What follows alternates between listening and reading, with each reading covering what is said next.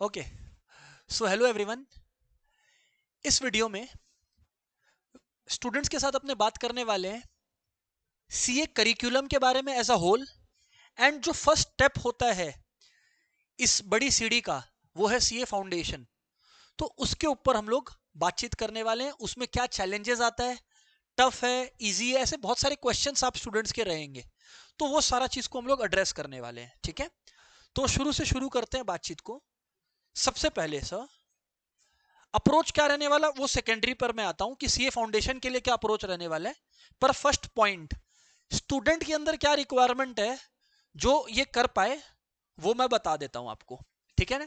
And since I am a chartered accountant, तो और मैं बहुत टाइम से गाइड कर रहा हूं स्टूडेंट्स को, तो I think I will be able to guide you the best.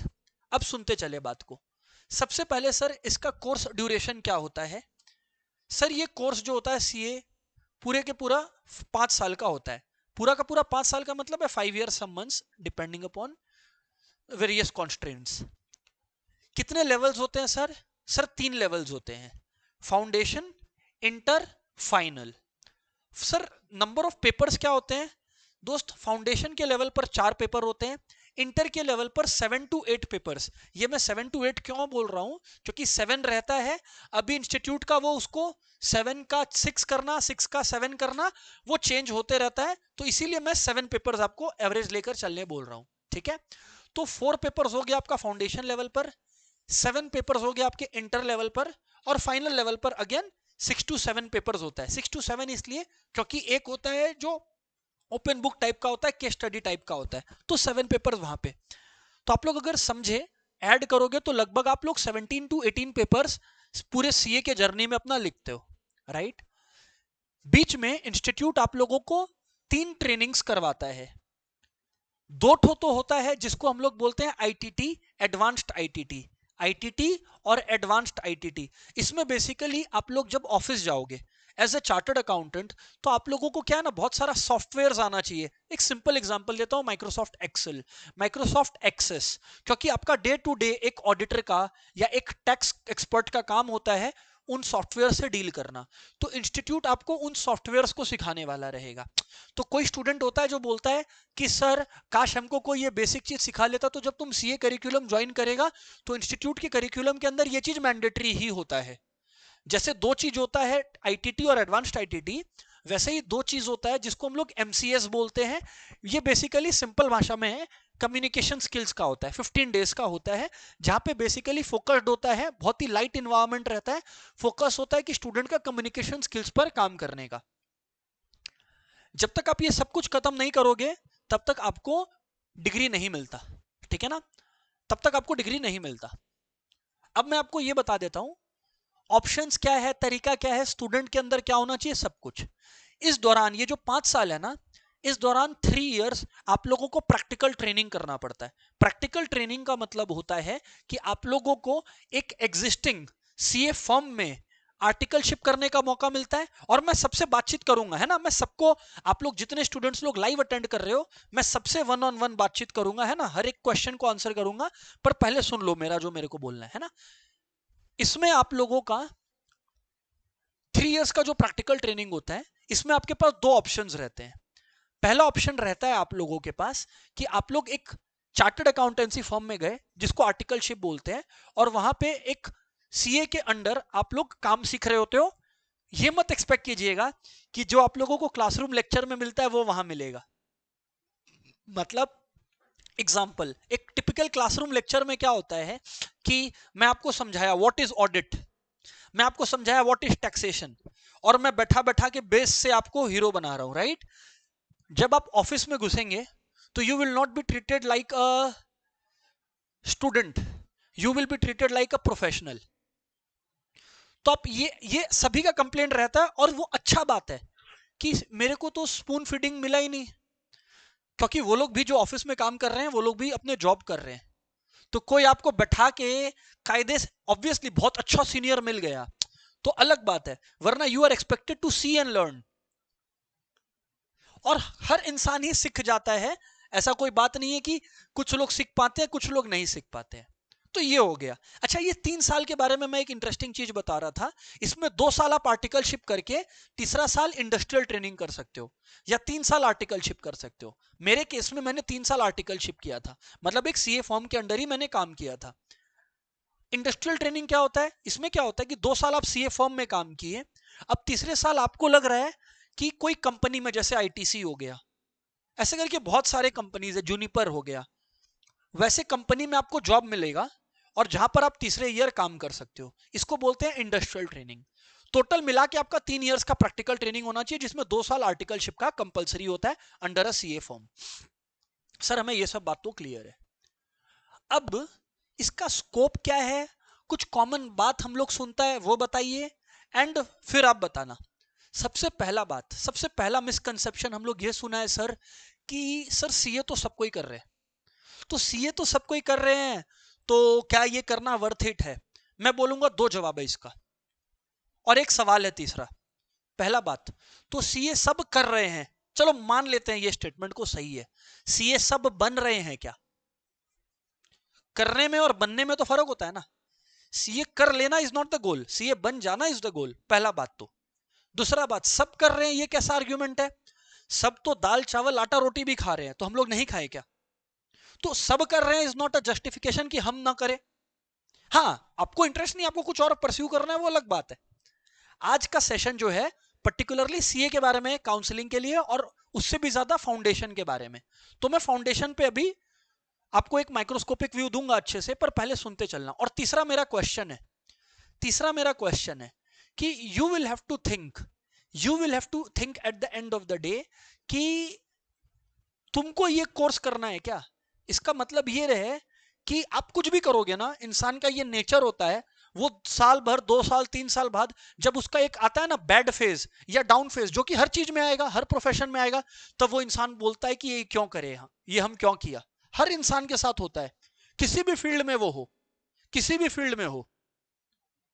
World का बेस्ट से बेस्ट जॉब सोच सकते हो, वो इंसान भी परेशान रहता है।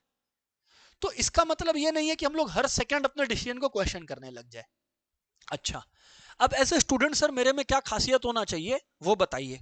और सर मेरा मैथ्स अच्छा नहीं है, या मेरा मैथ्स था ही नहीं 11-12 में, तो भी हम कर सकता है क्या, ये भी बताइए।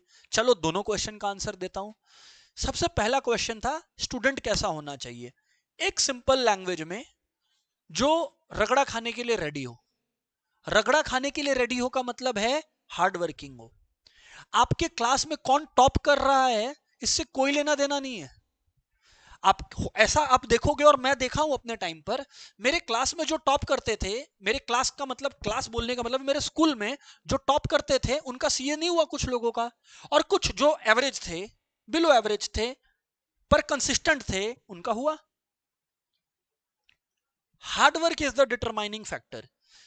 सर हार्डवर्क का मतलब कितने देर पढ़ने होते हैं, जैसे आपने ये क्वेश्चन पूछ लिया कितना देर पढ़ना होता है, आप ऑब्जेक्टिव से भटक गए, क्योंकि आप घंटे के हिसाब से पढ़ाई नहीं कर सकते। घंटे के हिसाब से पढ़ाई नहीं होता है, टारगेट्स के हिसाब से होता है। टारगेट के हिसाब से आपको पढ़ना पड़ेगा। अगर डिसाइडेड है ये चैप्टर हो जाना चाहिए आज, तो हो जाना चाहिए। अब 2 घंटे में कर लिए तो कॉन्ग्रेचुलेशंस, 20 घंटा लग गया तो भी कॉन्ग्रेचुलेशंस। करना है मतलब करना है। ये थॉट प्रोसेस कि हम 2 घंटा पढ़ लिया सर क्योंकि मेरा दोस्त भी 2 घंटा पढ़ रहा है, sorry it does not work that way, I am sorry. Sir ठीक है, मैं बात करूंगा, 1-to-1 बात करूंगा। फिर एक और बात सर, कि ये तो हम लोग काम करने को तैयार है, हम लोग रेडी है इस चीज के ऊपर मेहनत करने के लिए, there is no problem about that sir, मेहनत कर लिया। सर अब एक और क्वेश्चन था, वो क्वेश्चन ये है कि सर आप बोले कि टाइम के बारे में मत गिनो, पर सर वो मैथ्स वाले क्वेश्चन का क्या? तो मैं आप लोगों को जवाब दे दूं कि सीए में आपको कितना मैथ्स आना चाहिए, 2 जवाब दूंगा। पहला बात, प्लस माइनस डिवाइड मल्टीप्लाई, ये 4 बात आपको आना चाहिए फाउंडेशन के बियॉन्ड। पर जो सीए का फर्स्ट लेवल है फाउंडेशन, हाँ जी सर उसमें मैथ्स है, पर गुड न्यूज है, आने दो फाउंडेशन पे आने दो, क्योंकि मैं फाउंडेशन का देखो सिलेबस ही खोल के बैठा हूं, तो जरूर कुछ अच्छा बताऊंगा आपको, उसमें हम लोग घुसेंगे। ये हो गया आपका जनरल ढांचा। अब सर एक बात बताओ, कितना पे करना होता है हमें इंस्टीट्यूट को ओवरऑल इस सीए की जर्नी में? तो मैं आपको एक ब्रीफ कैलकुलेशन बताऊंगा, तो जो बच्चा ये रिकॉर्डिंग देखेगा या जो लाइव कर रहा है, इसको एक रफ एस्टिमेट दीजिएगा, क्योंकि मैं एग्जैक्ट फिगर्स नहीं लेकर बैठा हूं, पर एक रफ एस्टिमेट आपको दे दूंगा जो लगभग सही होगा। इससे 10-15% ऊपर नीचे होगा तो होगा। देखिए, जब आप फाउंडेशन में आते हो तो इंस्टीट्यूट आपसे पेपर रजिस्ट्रेशन का 9,000 मांगता है, जो मुझे लेटेस्ट अपडेट है। हो सकता है मैं 1-2 हजार इधर उधर बोलूं, तो छोड़ दीजिए वो बात। 9,000 हो गया। और फिर एग्जाम के 1 महीना पहले आपको एडमिशन फॉर्म भरना पड़ता है, एग्जाम फॉर्म भरना पड़ता है। तो पहले तो ये क्लैरिटी रखिए कि रजिस्ट्रेशन फॉर्म अलग होता है और एग्जाम फॉर्म अलग होता है। रजिस्ट्रेशन फॉर्म का लास्ट डेट होता है जिस अटेम्प्ट का आपको एग्जाम देना है उसके 4 महीना पहले तक। इसका मतलब है अगर मे अटेम्प्ट है, क्योंकि 4 मंथ्स का स्टडी पीरियड मिनिमम है, तो मे में से 4 मंथ्स माइनस कर दीजिए, जो भी आता है वो लास्ट डेट है। तो अगर आप लोग में से कोई अभी मे के लिए रजिस्टर नहीं किया तो आप लोग मे में एग्जाम नहीं दे सकते। एग्जाम कब देना चाहिए वो मैं बताऊंगा, पर मे में नहीं दे सकते। सितंबर में से -4 मंथ कर दो, क्योंकि नेक्स्ट अटेम्प्ट सितंबर अटेम्प्ट होता है, उसमें से 4 मंथ माइनस कर दो, तो जो लास्ट डे आता है तब तक आप रजिस्टर कर सकते हो। एग्जाम फॉर्म आपको 1 महीना पहले भरना पड़ता है। एग्जाम फॉर्म का कॉस्ट आपका 500,000 कुछ होता है, 500 या 1000 कुछ होता है। तो मान लेते हैं 10,000 हो गया फाउंडेशन लेवल पर। इंटर लेवल पर मैं चले आता हूं एक बार। इंटर लेवल पर भी सिमिलर कॉस्ट होता है, 10,000 15,000, तो 25,000, और फाइनल लेवल पे भी लगभग 15,000 मान के चलते हैं, तो हो गया 40,000। अब मैंने आप लोगों को 4 कोर्सेज बताए थे, आईटी, एडवांस्ड आईटी, एमसीएस और एडवांस्ड एमसीएस, 2 एमसीएस होता है। इन चारों का लगभग कॉस्ट 10,000 रहता है। तो 40,000 और आपका उधर पे 40,000 हुआ 80,000। एक बार मिसलेनियस हम लोग कुछ गड़बड़ कैलकुलेशन किए, उसके लिए 10,000 और ऐड कर लो, मतलब 90,000। इंस्टीट्यूट आपसे 90,000 ही दे रहा है आपको सीए की डिग्री देने का। पर सर, अब मैं समझ रहा हूं स्टूडेंट का माइंडसेट, पर सर हमारा 2 क्वेश्चन है। पर सर आप एक बात तो भूल गए, हमें तो ट्यूशंस लेना पड़ता है। तो हमें तो ट्यूशंस लेना पड़ता है, तो उसका कॉस्ट तो आप जोड़े ही नहीं। तो आ जाओ, मैं उसमें आ जाता हूं। पहला क्वेश्चन, सर क्या ट्यूशन कंपलसरी है क्या? देखो भैया, ऐसा है, आप अपना हिस्ट्री देखो, ट्यूशन लेना चाहिए या नहीं लेना चाहिए इसका हिस्ट्री देखो। पहला बात, 99.99% लोग क्या करते हैं, हाँ ट्यूशन लेते हैं। तो मैंने जनरल ट्रेंड आपको बता दिया। सर आपने भी तो लिया होगा, नहीं मैंने नहीं लिया था। पर मेरा केस और मेरा जो सिचुएशन था उस समय, वो रेयरेस्ट ऑफ रेयर था। जो हमारे स्टूडेंट्स है जो पहले के करियर काउंसलिंग सेशन में आए थे वो जानते हैं, तो मैं उस चीज को दोहराना नहीं चाहूंगा। पर मैंने ना फाउंडेशन, ना इंटर, ना फाइनल कहीं कोई ट्यूशन नहीं लिया था, एक को सब्जेक्ट का भी नहीं लिया था। पर वो सिचुएशन मेरा अलग था, मैं फाइनेंशियली दूसरे पॉइंट पर था जहां पर मैं वो अफोर्ड नहीं कर सकता था। तो वो ख्याल अलग है, यहां पर it is not about me, it is about the course. तो अगर कोई स्टूडेंट ऐसे बैकग्राउंड से है, शायद हो, काश हो, जो किसी विलेज में बैठ के ये क्लास देख रहा हो और जिसके मन में ये है कि यार ट्यूशन के बिना तो नहीं हो सकता, तो भाई देख ले, मैंने बिना ट्यूशन के किया है। तो तेरे अंदर अगर वो आ गया तो तुम्हारा भी हो जाएगा। पर हाँ, अगर मैं अफोर्ड कर पाता तो क्या मैं ट्यूशन लेता? मेरा आंसर है हाँ। सिंपल सा आंसर है, I will not become a saint, मैं लेता। पॉइंट पे आता हूं। अब sir what is the cost of tuition? अब देखो, ये वेरी करता है इंस्टीट्यूट से इंस्टीट्यूट। उस कॉस्टिंग पर मैं अभी नहीं जाने वाला, क्योंकि वो हर स्टूडेंट का चॉइस पर डिपेंड करता है। मैं अभी एज इंस्टीट्यूट केडिया क्लासेस आपको समझा सकता हूं कि क्या क्या आपको आगे फैक्टर्स कंसिडर करने का है। मैं आता हूं अब शुरू में फाउंडेशन लेवल पर, फिर 1-on-1 डिस्कशन भी करेंगे, तो कायदे से सुनते जाइएगा। सर फाउंडेशन लेवल पर सबसे बड़ा क्वेश्चन जो आता है, सर हम लोग अभी, बाय द वे, जो स्टूडेंट्स लोग नहीं देख रहे हैं वो लोग के रिकॉर्डिंग में जो लोग देखेंगे, ये जनवरी में ये सेशन रिकॉर्ड हो रहा है। हम लोग बैठे हैं 5 जनवरी को। बच्चा ये पूछ रहा है मुझसे कि सर मैं मई अटेम्प्ट दूं या सितंबर? मैं सिंपल सा क्वेश्चन पूछता हूं, क्योंकि मैं जैसे देख पा रहा हूं ऑनलाइन में कोई बच्चा है जो कलकत्ता से बाहर है, जैसे पंजाब से है। अनिकेत शायद आप पंजाब से हो बाबू, यस और नो? तो अब कोई बच्चा जो है जैसे अनिकेत बाहर से है, तो मुझे अनिकेत के बारे में लिमिटेड बात पता है। तो मैं एक जनरल एडवाइस देता हूं, अगर आप बोर्ड्स वाले स्टूडेंट हो, मतलब जिसका मार्च एंड में बोर्ड्स खत्म होगा, मेरा एक सिंपल सा एडवाइस मान लो। क्यों? मैं जस्टिफाई करूंगा, मैं हवा में एक भी बात नहीं करूंगा। मेरा एक सिंपल सा प्यार से बात मान लो, मैं अटेम्प्ट देने का मत सोचो। मैं तुमको डिमोरलाइज नहीं कर रहा, हो सकता है रिकॉर्डिंग में बोले ये टीचर तो बच्चों को डिमोरलाइज करता है, मैं जस्टिफिकेशन दूंगा, मैं जहां से बात कर रहा हूं वो बोल दूंगा, है ना। और अगर आप ऐसे स्टूडेंट हो, अब हो ही सकता है कि कोई बच्चा लास्ट टाइम अटेम्प्ट दिया हो, उसका क्लियर नहीं हुआ हो, तो वो बोर्ड्स का स्टूडेंट नहीं, उसका बोर्ड्स क्लियर हो गया, शायद वो बच्चा ग्रेजुएशन के फर्स्ट ईयर में है, तो फिर उसके केस में वो आराम से मेक अटेम्प्ट दे, मुझे उसमें कोई रिजर्वेशन नहीं है या मेरा उसमें कोई आर्ग्यूमेंट नहीं है। सर आप ऐसा क्यों बोलते हो, आओ अब मैं जवाब देता हूं आपको। पहले मैं आपके सामने ये मैं किस साइट पर हूं, अगर यू आर वंडरिंग, मैं सीए इंस्टीट्यूट की वेबसाइट पर हूं। मैं फाउंडेशन का कोर्स खोलता हूं, फाउंडेशन के कोर्स में स्टूडेंट्स आप लोगों के 4 पेपर्स रहते हैं, है ना, 100 मार्क्स ईच। अकाउंटेंसी दिख रहा है आपको, law paper 2, paper 3 quantitative aptitude जिसको आप लोग सिंपली मैथ्स समझो, और पेपर 4 बिजनेस इकोनॉमिक्स। चारों पेपर्स 100 मार्क्स के हैं।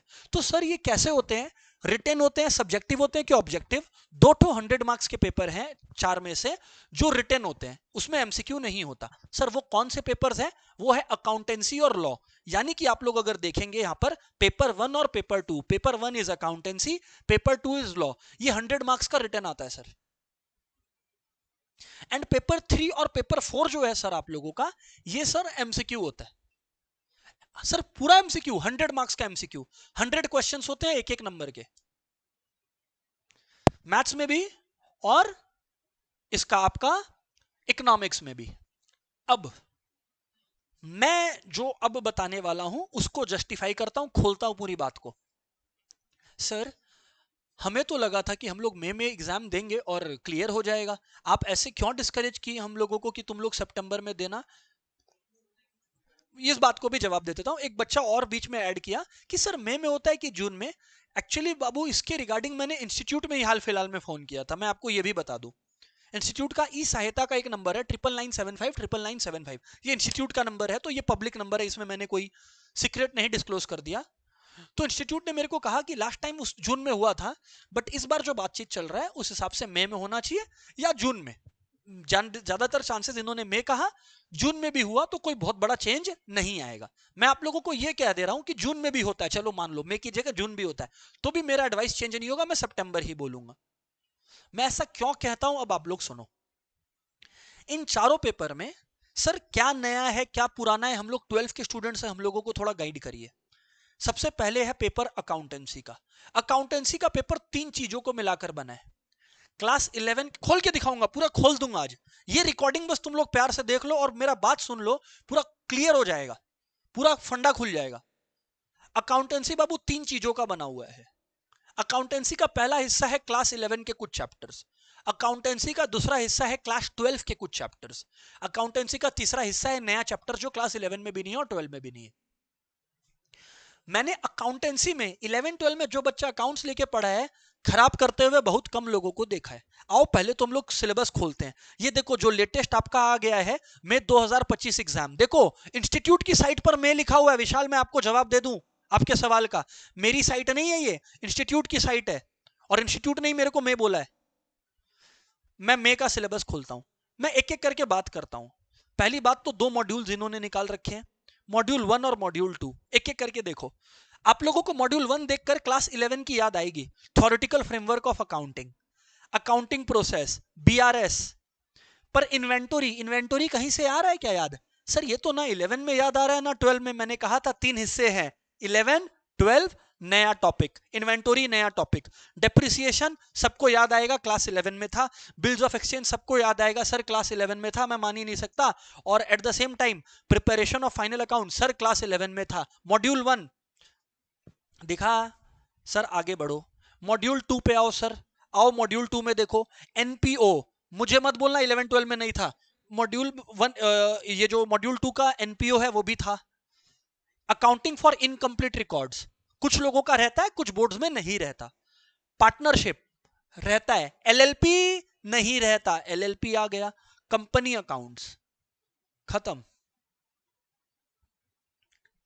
अब मुझको आप लोग ये बताओ कि आप लोगों को नया में हार्डली कुछ मिला? एक दो है, मतलब ये जो चैप्टर्स है ना, इन चैप्टर्स के अंदर भी कुछ नया मिलेगा। तो आप लोग ये मत बोलना हो खाली इन्वेंट्री एक नया चैप्टर है, नहीं नहीं, चैप्टर्स के अंदर भी कुछ नई चीजें हैं। समस जो है ना वो थोड़े ज्यादा लेंदी रहेंगे, सम्स जो है वो ज्यादा लेंदी रहेंगे जो आप लोग 11-12 में पढ़ते आ रहे हो उसमें। अब जैसे 12 में एक एग्जांपल देता हूं ना, 12 में जनरली जो आप लोग सम्स करते हो उसमें पार्टनर का एडमिशन हुआ या रिटायरमेंट हुआ, फाउंडेशन में दोनों होगा, शायद डेथ भी होगा एक ही सम के अंदर।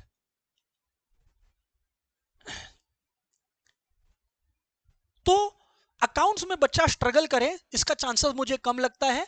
अगर मेहनत रहा, बेसिक मेहनत भी रहा, बहुत ज्यादा एक्स्ट्रा ऑर्डिनरी नहीं, 11-12 का कॉन्सेप्ट क्लियर है और थोड़ा बेसिक मेहनत रहा तो वो बच्चा अकाउंट्स उसको नहीं रोकता है।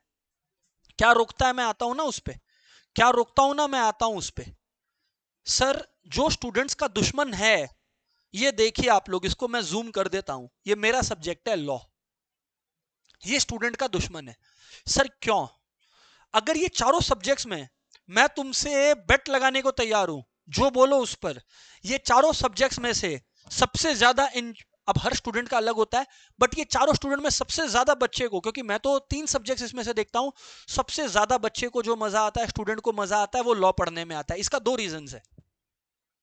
पहला है कि 11-12 में बच्चा जनरली स्पीकिंग लॉ नहीं पढ़ा होता है, तो कुछ नया पढ़ने का ऑब्वियस सा एक अट्रैक्शन रहता है।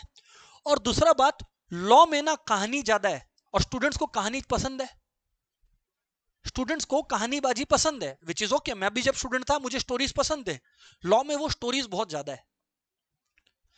लेकिन लॉ दोस्तों सबसे ज्यादा धोखा देता है। कैसे?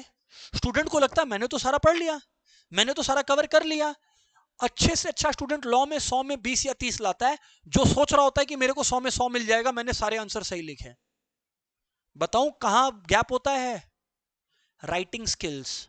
लॉ में सबसे ज्यादा इंपॉर्टेंट मैं बता दूं, राइटिंग स्किल्स होता है। आपको कॉन्सेप्ट पता है, आपको आंसर पता है, आपको लिखना नहीं आता, इंस्टीट्यूट नंबर नहीं देता, इंस्टीट्यूट दबा के नंबर काटता है। अरे सोचो ना, 100 में से 10 स्टूडेंट्स पास होते हैं तो 90 क्यों फेल हो रहे हैं? क्या उनके पास ट्यूशन नहीं है या उनके पास नॉलेज नहीं है? उनके पास राइटिंग स्किल्स नहीं है। मेरी बात मत मानिए, रिसर्च कीजिए, जाइए जिस भी शहर गांव जिले में आप रहते हो, जाइए जाके रिसर्च कीजिए, 10 फाउंडेशन के स्टूडेंट से पूछिएगा जिनका क्लियर नहीं हुआ या जिनका क्लियर हुआ, जिनका क्लियर हुआ उनसे पूछिएगा सबसे कम किस में आया है, और जिनका नहीं हुआ उनसे पूछ लीजिएगा किस सब्जेक्ट में नहीं हुआ था। खुद खुद का रिसर्च कीजिए, मेरा रिसर्च मत लीजिए, मत मानिए, क्योंकि हो ही सकता बोले कि सर आपका रिसर्च बायस्ड है।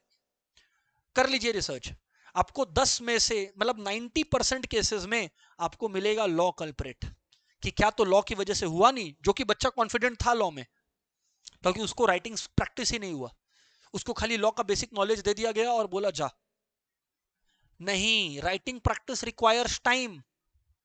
जो बच्चा मार्च में एग्जाम खत्म किया है, वो अकाउंट्स का नया नया टॉपिक्स, नया नया सम्स का प्रैक्टिस अप्रैल मई में मिला के कर लेगा, लॉ पूरा 100 नंबर का नया चीज सीख लेगा और 100 मार्क्स का राइटिंग प्रैक्टिस कर लेगा। आप मेरे को ये बोल रहे हो क्या? हाँ, अगर आप 18 घंटा पढ़ सकते हो तो करो। मैं फिर से ये चैलेंज नहीं कर रहा किसी स्टूडेंट को, किसी बच्चे को, कि मैं मार्च में खत्म करके देखो सर को मई में क्लियर करके दिखाऊंगा। सर ऐसा कैसे बोले? अरे भाई, सर ने भी क्लियर किया था, सर के टाइम पे 3 अटेम्प्ट नहीं होते थे, मार्च में एग्जाम खत्म होते थे और जून में ये होता था, 2 ही अटेम्प्ट होता था साल में, तो सर ने भी सर पहले अटेम्प्ट में किया था। मैं वो चैलेंज नहीं कर रहा, पर मैं बोल रहा हूं कि जब मेरे पास 3 का ऑप्शन है, 1-1.25 महीने बाद मैं एग्जाम ले सकता हूं, तो फिर मैं क्यों रिस्क लूं मई में? जबकि मैं अभी 2 सब्जेक्ट्स पर तो आया ही नहीं, मैं तो सिर्फ 2 सब्जेक्ट का आपको इतिहास बताया कि मार्च में आपने खत्म हो गया।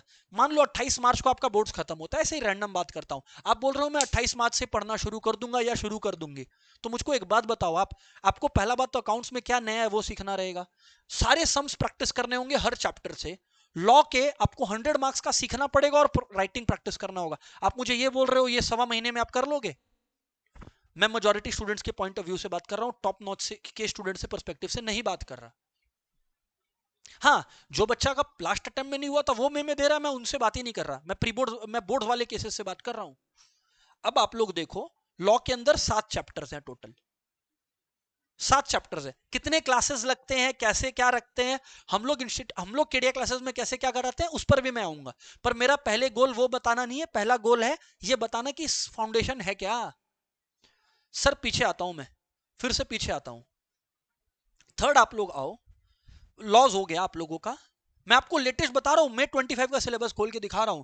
थर्ड आता है क्वांटिटेटिव एप्टीट्यूड। दोस्तों अब गुड न्यूज, जो बच्चा बोलता है सर मेरा 11-12 में मैथ्स नहीं था तो मेरा मैथ्स हो जाएगा क्या, ले अब सुन ले, अब सुन ले, अब जवाब देता हूं बाबू। आपका मैथ्स 3 हिस्सों में बटा हुआ है। इंस्टीट्यूट को भी यह बात पता था कि 11-12 में कुछ बच्चों का मैथ्स नहीं रहता। इंस्टीट्यूट इसके लिए 3 हिस्सों में मैथ्स बांट दिया। पहला पार्ट जिसको बोलते हैं बिजनेस मैथ्स, दूसरा पार्ट जिसको बोलते हैं लॉजिकल रीजनिंग, और तीसरा पार्ट जिसको बोलते हैं स्टैटिस्टिक्स। सबसे ज्यादा एडवांटेज 11-12 में उन बच्चों को मिलता है जिनका 11-12 में अप्लाइड मैथ्स था। अप्लाइड मैथ्स के टॉपिक बिजनेस मैथ्स में भरे हुए हैं। जिनका नहीं भी था कोई बड़ी बात नहीं है, पर समझना, खोलो अब पूरा तो आप लोग देखो। अच्छा, डिवीजन क्या होता है? 40-20-40, 100 नंबर है ना, तो बिजनेस मैथ से 40 मार्क्स आता है, 20 मार्क्स आता है आपका एलआर से, स्टैट से आता है 40। वो अब थोड़ा थोड़ा इंस्टीट्यूट वेरी करते रहता है, 40-30-30, बट जनरली 40-20-40 है। आप लोग बिजनेस मैथ्स को देखो sir, ratio, proportion, indices, logarithm, सबका सुना हुआ है। अप्लाइड मैथ्स का तो 11-12 में किया हुआ है, और बाकी लोगों का 9-10 में किया हुआ है। इक्वेशंस 11-12 और 9-10, linear inequalities class 11, mathematics of finance, ये प्योर मैथ्स के स्टूडेंट्स के लिए कंप्लीटली नया रहता है। अप्लाइड मैथ्स के स्टूडेंट तो हंस के सॉल्व करते हैं इसको। इसमें टाइम वैल्यू ऑफ मनी आता है, पीवी निकालना, फ्यूचर वैल्यू निकालना, सिंकिंग फंड के क्वेश्चंस रहते हैं। सब कनेक्ट हो रहा है जो मैं 11 के शुरुआत में, 12 के शुरुआत में बोलता था, सब कनेक्ट होगा। अभी देखो, परम्यूटेशन कॉम्बिनेशन बोल दो मुझे नहीं किया हुआ है, सीक्वेंस एंड सीरीज एपीजीपी बोल दो नहीं किया हुआ है, 11-12 के टॉपिक्स है। Sets, relation, functions 11-12, differentiation, integration 11-12। और एक बात सुनोगे, ट्रिगो नहीं है, ट्रिगो से रिलेटेड डिफरेंशिएशन नहीं है, ट्रिगो से रिलेटेड इंटीग्रेशन नहीं है, ट्रिगो गायब। 40 मार्क्स है। आ जाओ पीछे, लॉजिकल रीजनिंग ये सभी के लिए नया है, 20 मार्क्स, इतना आसान है, 7 से 8 क्लास में निपट जाता है, 20 नंबर। देख लो, 4 चैप्टर ही तो है, और ये सभी के लिए नया है, तो इस पर मैं बात ही नहीं करूंगा। इसमें क्या है, अगर कोई नहीं भी पढ़ा है, अगर बुद्धि लगाए तो शायद सही कर दे, हालांकि पढ़ के ही जाना ऑफ कोर्स। और फिर मैं आता हूं स्टैटिस्टिक्स के पोर्शन पर। स्टैटिस्टिक्स का पोर्शन जो होता है वो आपका 40 मार्क्स का होता है। स्टैटिस्टिक्स का जो पोर्शन होता है वो आप लोगों का 40 मार्क्स का होता है। 40 मार्क्स में अंदर बहुत सारे टॉपिक्स इंक्लूडेड है। सेंट्रल टेंडेंसी एंड डिस्पर्शन, बताओ, mean median mode, quartile deviation, standard deviation नहीं पता है क्या? सर पता है।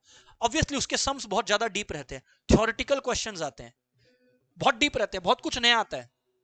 कोई बोलेगा हमको स्टैंडर्ड डिविएशन निकालना आता है, कोई फर्क नहीं पड़ता। Dependence of scale, dependence of origin, ये सब तो आता ही नहीं आधे स्टूडेंट्स को। प्रोबेबिलिटी, प्रोबेबिलिटी में वो प्रोबेबिलिटी नहीं कि खाली आप लोगों को बेस थ्योरम आ गया, पॉइजो डिस्ट्रीब्यूशन आता है, जो कि अगेन अप्लाइड मैथ्स वालों का किया होता है। बाइनोमियल डिस्ट्रीब्यूशन अप्लाइड मैथ्स वालों का किया होता है, थ्योरेटिकल डिस्ट्रीब्यूशन के अंदर है ये। कोरिलेशन और रिग्रेशन, रिग्रेशन आईएससी के स्टूडेंट्स का किया हुआ रहता है। मैं खाली ये कनेक्ट कर रहा हूं 12 के साथ, और फिर इंडेक्स नंबर जो सभी का किया हुआ रहता है इकोनॉमिक्स की वजह से। लेकिन मैथ्स 100 क्वेश्चंस रहते हैं। अच्छा, एमसीक्यू का एक बात मैं बताना भूल गया आपको। जब आप लोग बोर्ड्स देते हो ना 12 के, तो एक सही नंबर, सही एमसीक्यू लिखा तो 1 मार्क, गलत लिख दिया, आंसर ए है 2 का, आपने 2 का बी लिख दिया, गलत। बोर्ड्स में क्या कोई नेगेटिव मार्किंग है? नहीं। इंस्टीट्यूट 0.25 काटता है हर गलत आंसर का। तो आपने अगर गलत आंसर दिया 0.25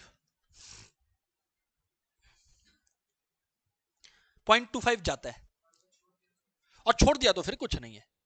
और फिर आप लोग यहां पर ध्यान दीजिए, बिजनेस इकोनॉमिक्स। दोस्तों, इकोनॉमिक्स जो है वो 2 हिस्सों में बटा हुआ है। इकोनॉमिक्स 2 हिस्सों में बटा हुआ है, माइक्रो और मैक्रो। हालांकि इसमें जो डेप्थ है वो काफी ज्यादा है।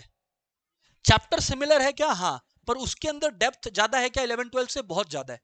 चैप्टर्स के नाम nature and scope of business economics. इसमें आप इकोनॉमिक्स के अलग अलग writers, Adam Smith, Lionel Robbins, इन सब के बारे में जानते हो। आपको कैपिटलिस्ट, सोशलिस्ट और मिक्स्ड इकोनॉमी के बारे में बताया जाता है। प्राइस मैकेनिज्म के कॉन्सेप्ट्स आपको समझाए जाते हैं। Theory of demand and supply, इसमें आपको इलास्टिसिटी ग्राफ्स और डेप्थ में बताया जाता है। अब जैसे इसमें नया क्या है, एक एग्जांपल देता हूं। सबको law of diminishing marginal utility पता है? सबको law of diminishing marginal utility पता है? मैं चैलेंज करता हूं मेजॉरिटी लोगों को exceptions to the law of diminishing marginal utility नहीं पता होगा। जो लोग मेरे स्टूडेंट्स हैं, आप लोग जो लोग किए वो लोग जवाब दे दोगे क्योंकि मैं क्लास में बोला था, बट लॉ ऑफ डीएमयू का एक्सेप्शंस बता दो। अधिकतर टाइम तो सिलेबस में कटा हुआ रहता है 11-12 के, फाउंडेशन में नहीं कटा हुआ है, फाउंडेशन में है। प्रोडक्शन एंड कॉस्ट में सिमिलर। अब आप लोगों को प्रोडक्शन एंड कॉस्ट में आइजो क्वांट बोल के कुछ पढ़ाया ही नहीं गया, आइजो कॉस्ट बोल के कुछ पढ़ाया ही नहीं गया है, इनडिफरेंस कर पढ़ाया गया, बट आइजो क्वांट और आइजो कॉस्ट नहीं पढ़ाया गया, वो है यहां पर। Price determination in different markets, इसमें सारे टाइप्स ऑफ मार्केट्स तो है ही, परफेक्ट कंपटीशन, मोनोपोली, ओलिगोपोली, ये सब तो है ही, मोनोपोलिस्टिक कंपटीशन। उसके साथ साथ उनका एक एक ग्राफ्स का एनालिसिस है, ग्राफ से क्वेश्चन आते हैं घुस घुस के। बिजनेस साइकिल ये कंप्लीटली नया चैप्टर है। नेशनल इनकम, इसमें कुछ नए एलिमेंट्स है। कैसे? जैसे याद करो, आप लोग जब केनेशियन इकोनॉमिक्स पढ़ते थे 11-12 के लेवल पर, तो आप लोग को बोला गया था aggregate demand equal to C plus I. आप लोग को बोला गया था कि गवर्नमेंट और नेट एक्सपोर्ट्स मानो ही मत, सिंपल इकोनॉमी। अब बोलेगा मानो, पूरा इकोनॉमी खोलेगा। तो जो सम्स होंगे, अब मैं आपको इन्वेस्टमेंट मल्टीप्लायर पढ़ा रखा हूं, पर आपको टैक्स मल्टीप्लायर निकालना आता है क्या? नहीं, वो यहां पर सीखोगे। मनी मार्केट कंप्लीटली नया चैप्टर है, कंप्लीटली नया चैप्टर है। इंटरनेशनल ट्रेड कंप्लीटली नया चैप्टर है। कुछ चीजें हैं इंटरनेशनल ट्रेड के अंदर, फॉरेन एक्सचेंज वो आप जानते हो। इंडियन इकोनॉमी कंप्लीटली नया टॉपिक है। इंडियन इकोनॉमी में पूछता है गवर्नमेंट का नया नया स्कीम्स के बारे में, जो कि 11-12 में नहीं है कहीं से भी। तो ये सिलेबस है, आपको 100 मार्क्स का मैंने आपको सिलेबस बता दिया। अब जब ये सिलेबस आपको मिला, आप लोग को मैं ये बता रहा हूं सिलेबस बहुत आसान है, प्रिपरेशन आराम से होता है। पर सर आराम से तो तब होगा जब समय आराम से होगा, पैनिक करके थोड़ी अच्छे से प्रिपेयर करोगे। इसलिए मैं स्टूडेंट्स को बोल रहा था कि सर सितंबर में जो एग्जाम्स देंगे वो फायदे में रहेंगे, क्योंकि ये जोश आएगा कि मई में दे देता, मई में दे देता तो अच्छा रहता। सर नहीं होगा क्लियर, अधिकतर लोगों का नहीं होगा क्लियर। मैं बोर्ड्स वालों का बात कर रहा हूं कि जो मार्च में बोर्ड खत्म करेंगे और मई में देंगे, अधिकतरों का नहीं होगा क्लियर। एक्सपेरिमेंट करके देख लो, खुद का मोराल लो करना है तो करके देख लो। नहीं होगा, मैं बता दे रहा हूं चल आके। क्यों ये मैं और कॉन्फिडेंस से इसलिए बोल पा रहा हूं, क्योंकि न केवल मैं खाली एक टीचिंग कैपेसिटी में इन्वॉल्व हूं, मैं सीए इंस्टीट्यूट के साथ एक फैकल्टी हूं। तो आई नो कि how things are working. Institute का भी गोल है कम से कम स्टूडेंट्स आगे बढ़े। कम से कम आगे बढ़े का मतलब ये नहीं है कि कम लोगों को पास करें इंस्टीट्यूट जानबूझ के। इंस्टीट्यूट का गोल है कि भैया ऐसा पेपर सेट करें कि जो सीरियस स्टूडेंट्स है वही आगे बढ़े, किसी का लाइफ खराब नहीं हो फाइनल में जाकर, कि भैया सब कुछ हो गया फाइनल पे फंसे रह गए। That is the most ugly thing that can happen to anyone. अब सर अब सर इतना कुछ बता जाने के बाद, अब सर इतना कुछ बता देने के बाद मैं एक दो चीजें आपके साथ शेयर कर देता हूं, एंड उसके बाद जो है आप लोगों का क्वेश्चंस, आप लोगों के लिए पूरा हाउस ओपन रहेगा, ऑफलाइन और ऑनलाइन के लिए। ऑफलाइन वालों तुम्हारे पास एडवांटेज है, तुम सामने बैठे हो, तो पहले ऑनलाइन वालों से क्वेश्चन पूछेंगे, फिर तुम लोगों का बात करेंगे, है ना, 1-to-1। अब मैं थोड़ा सा बता देता हूं कि हम लोग हमारे इंस्टीट्यूट केडिया क्लासेस के अंदर कैसे स्टूडेंट्स को इसका प्रिपरेशन करवाते हैं, कैसे हम लोग का रिजल्ट जनरेट होता है, उस चीज पर आ जाते हैं। और यही चीज लगभग लगभग आप लोगों के लिए काम करेगा। सबसे पहला चीज जो होता है वो होता है सर, सबसे पहले एक एक करके बात करता हूं मैं। सबसे पहला पेपर 2 जो सबसे नया है, मैं उसके बारे में सबसे पहले बात करूंगा। जो सबसे ज्यादा धोखा देता है सबसे पहले उसी को किल करेंगे, business law. Sir business law का तो तैयारी हमारे इंस्टीट्यूट में, क्योंकि मैं ही करवाता हूं, तो बिजनेस लॉ का तैयारी तो हम लोग सर अगले दिन शुरू कर देते हैं जिस दिन बोर्ड्स खत्म हो जाता है उसके। सिलेबस लंबा है, ज्यादा डेप्थ है, रिटन है, इट्स नॉट एमसीक्यू।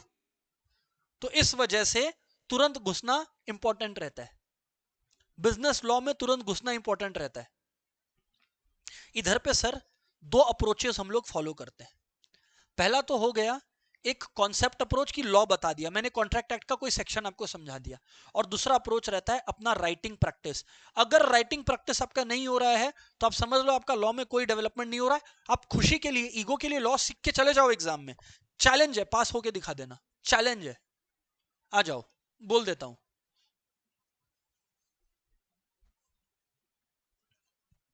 जो आपको बोले मे में एग्जाम देने के लिए, अगर कोई बोले तो उसको बोल देना अपना लॉ का मार्कशीट लिखा लो, लाओ, आपको हकीकत समझ में आ जाएगा।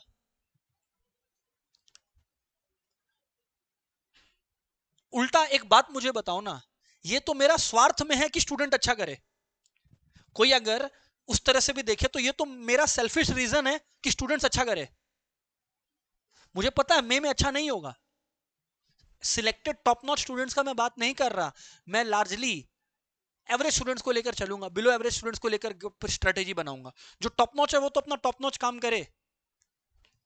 तो कॉन्सेप्ट और प्रैक्टिस पे फोकस रहेगा सेकेंड डे से, एग्जाम खत्म उसके अगले दिन से ही।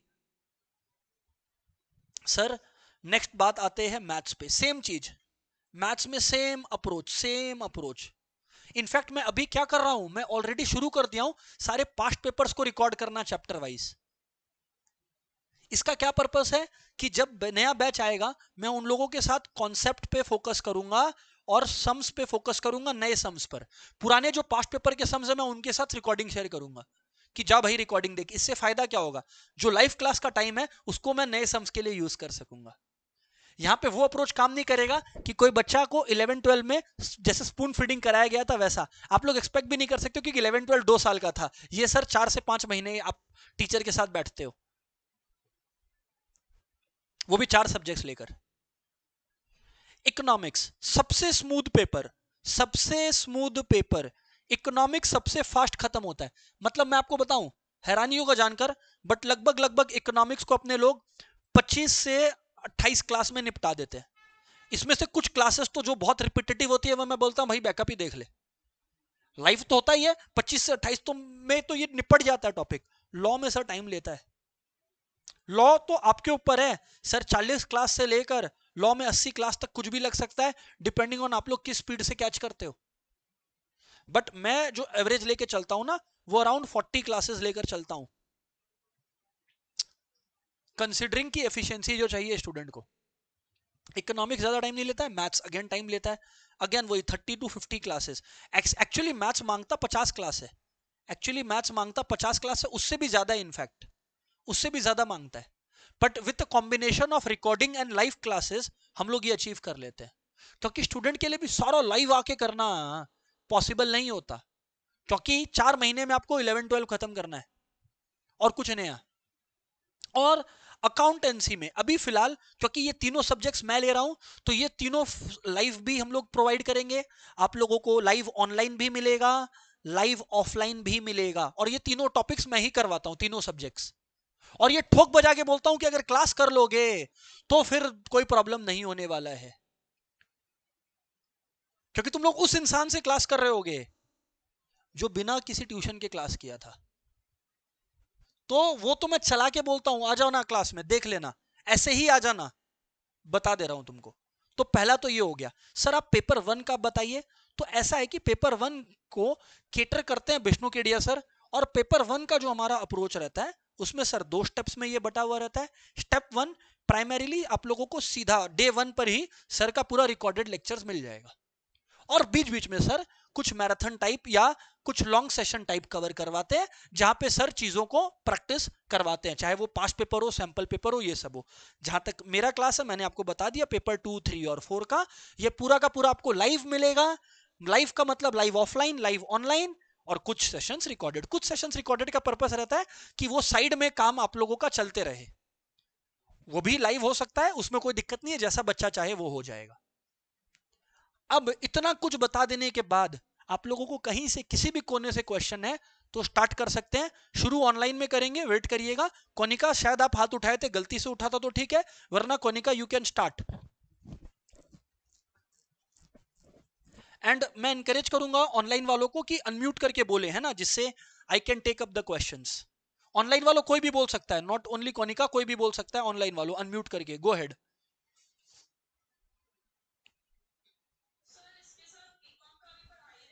ठीक है, ठीक है। तो दीक्षा का क्वेश्चन को मैं समझ गया, सिंपल भाषा में खत्म करता हूं। दीक्षा बोलिए सर हम लोग तो साथ में ग्रेजुएशन भी कर रहे होंगे, अब कोई बीकॉम कर रहा है, कोई बीबीए कर रहा है, कोई कुछ कर रहा है, कोई कुछ कर रहा है। तो दीक्षा मेरा जवाब आपके लिए सिंपल है, अगर साथ में ये चल रहा है, सबसे पहले इससे एक क्वेश्चन आता है, इस क्वेश्चन को मैं और एक अंदर लेके चलूं, सर किस कॉलेज में एडमिशन लेना चाहिए? मैं बता देता हूं मेरा क्या स्ट्रेटेजी था, मेरा क्या प्लानिंग था। मैं इस प्लानिंग को ना दोस्तों दो हिस्सों में बांटूंगा।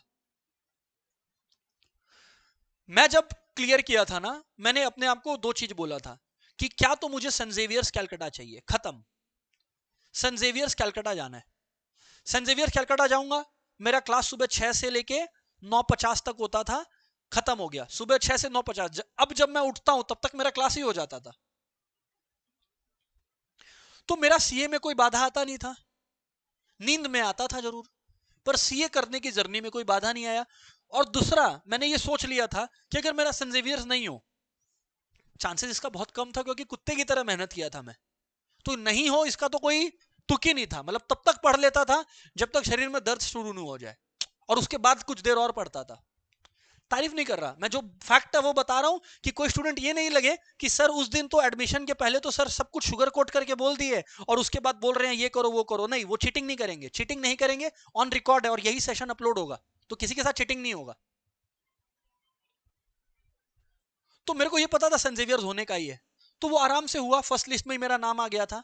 लेकिन मेरा और लेकिन अब कोई बच्चा मेरे से पूछेगा, मैं अगर आपकी जगह होता तो मैं अपने टीचर से पूछता लेकिन सर आपका नहीं हुआ था तो क्या करते? जवाब सुन लो दीक्षा, उसमें आपका जवाब छुपा हुआ है।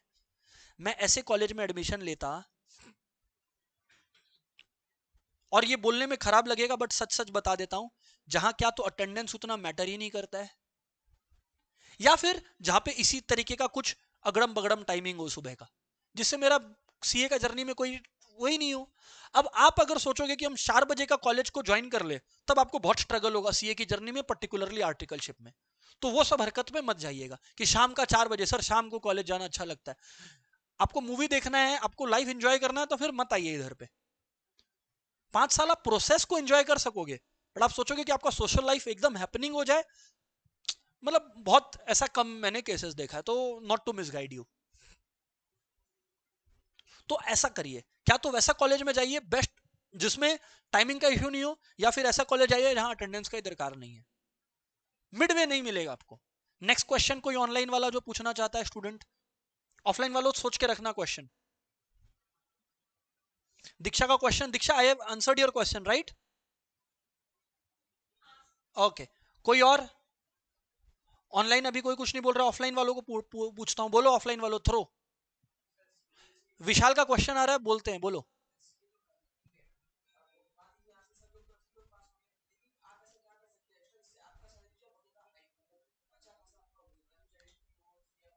फिर से रिपीट कर।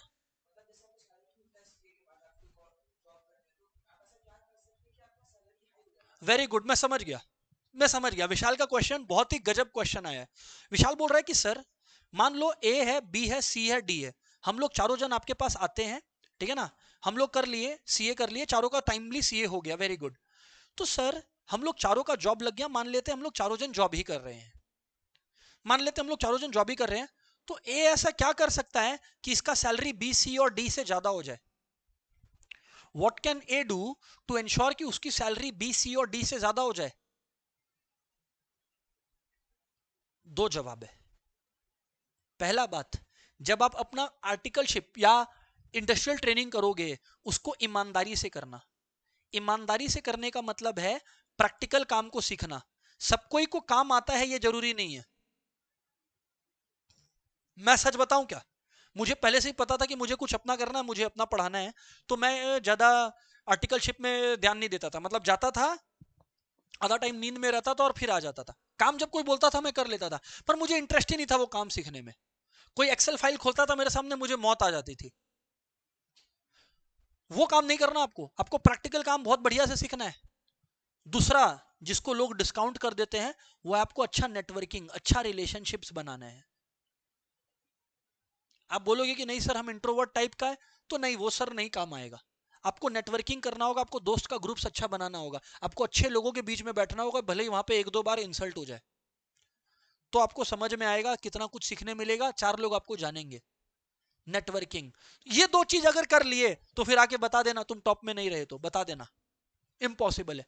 मैं अपने जितने दोस्तों को देख रहा हूं, क्योंकि मैंने कभी भी जॉब नहीं किया है, मेरे जितने दोस्त हैं, मैं ये जो बोल रहा हूं वो किस एक्सपीरियंस से बोल रहा हूं, जो मेरे दोस्तों में से जो टॉप कर रहा है और जो ठीक ठाक कर रहा है, मैं यही फर्क है। एक नेटवर्किंग पे और प्रैक्टिकल काम सीखने पे बहुत फोकस किया, दूसरा नहीं किया।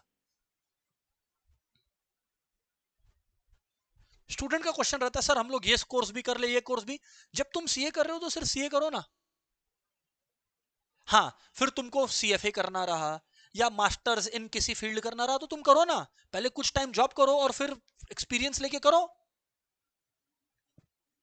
एक बार में 4 जगह पांव रख के मुझे कोई तुक नहीं समझ में आता। क्या टफ होता है सर करना? हाँ होता है, क्योंकि आर्टिकलशिप में मैंने स्टूडेंट्स के साथ शेयर किया मेरा जर्नी। मैं सुबह 6 बजे कॉलेज पहुंचा, 4:30 बजे उठकर 6 बजे कॉलेज पहुंचा, 9:50 पे कॉलेज खत्म हुआ, 10:30 बजे मैं ऑफिस घुसा, 6 बजे मैं ऑफिस से निकला, मैं घर आया, मैं घर पे ट्यूशन भी पढ़ाता था तो मैंने ट्यूशन पढ़ाया और उसके बाद रात में मैं पढ़ने बैठा। ये मैंने 3 साल किया है, ढाई साल किया, क्योंकि कॉलेज खत्म हो गया था फिर।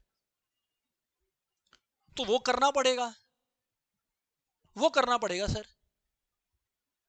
सर पर ये कैसे होगा, हमसे तो नहीं होगा। होगा, जब आप टॉप लोगों के साथ बैठोगे ना। जब मैं सीए कर रहा था, मैं सेंट जेवियर में था, मुझे लगता था मैं सुपरस्टार हूं। मैं अपने स्कूल में टॉप किया था मतलब टॉप 4-5 में ही था मैं।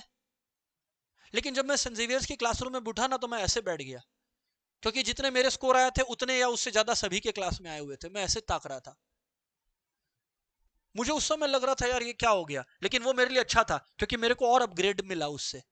मेरे को अब ये था कि अब ये लोग मेरे कंपटीशन है, मेरे को इनसे भिड़ना है, तो मेरे को और मेहनत करना होगा। तो जब आप उस रूम में बैठोगे, आपका पर्सनालिटी एटीट्यूड अपने आप चेंज हो जाता है। सही कंपनी रखना जरूरी है।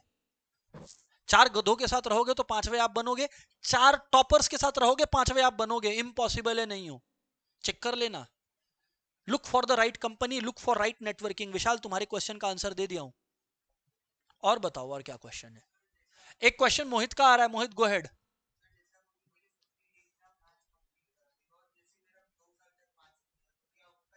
आराम से होगा, क्योंकि हम लोग स्ट्रेटेजी वैसा बनाते हैं ना, LR, लॉजिकल रीजनिंग हो, तो किसी का नहीं किया होता 20 नंबर। मैं सबसे पहले स्टूडेंट्स को, मोहित पूछ रहा है आप मैथ्स कैसे कराते हो, आपका प्रिपरेशन स्ट्रेटेजी क्या है, मैं सबसे पहले LR को मारता हूं 20 नंबर का। बच्चे के पकड़ में पहले 20 जमा कर दो, और फिर इजी चैप्टर बिजनेस मैथ से शुरू करता हूँ। Ratio, proportion, permutation, combination, probability, indices, logarithm. इस तरह से जब करता हूँ तो टक टक टक टक टक कॉन्फिडेंट हो जाता है बच्चा सिलेक्टेड चैप्टर में। और उसके बाद फिर देखते हैं, मैं डेरिवेटिव्स और इंटीग्रेशन लास्ट में करवाता हूँ, उधर से आता 5-6 नंबर का है। अरे तो मैं क्यों इतना टाइम दूं, जिसको मैं क्लास 12 में 30 से 40 क्लास में करवाया था, मैं क्यों ही उतना टाइम दूंगा? अरे हुआ नहीं हुआ, हुआ तो हुआ, नहीं हुआ तो नहीं हुआ, क्या फर्क पड़ता है जी। हाँ, 11 टू, मैं फिर से बता दे रहा हूँ, आप में से काफी स्टूडेंट्स मेरे को 11-12 से जानते हैं। तो 11-12 में जैसे मेरे को जानते हैं, जिस लैंग्वेज में मैं बात करता था, मेरा वो लैंग्वेज नहीं रहता है, मेरा वो स्टाइल नहीं रहता है। क्योंकि 11-12 में बच्चा का गलती नहीं है, उसको आदत है स्पून फीडिंग का। 12 के बाद आपको कॉन्सेप्ट्स में तो स्पून फीडिंग मिलेगा, पर आपको मैं स्टूडेंट बहुत बच्चे की तरह ट्रीट नहीं करने वाला, रगड़ा पड़ने वाला आपको। और मैं यही बोल रहा हूँ, रगड़ा खाने के लिए तैयार हो तो सीए में घुसना। डरा नहीं रहा हूं सर, हम लोग तो मोटिवेशन के लिए आए थे, आप तो बिगेस्ट डिमोटिवेटर निकले। नहीं, मैं नहीं चाह रहा तुम्हारे पेरेंट्स का 1 रुपया भी बर्बाद हो। तो फिर जर्नी आराम से होगा, मुझे तो कोई नहीं रोक पाया था। सब कुछ एक एक बार में ही मैंने किया है, कौन रोका मेरे को?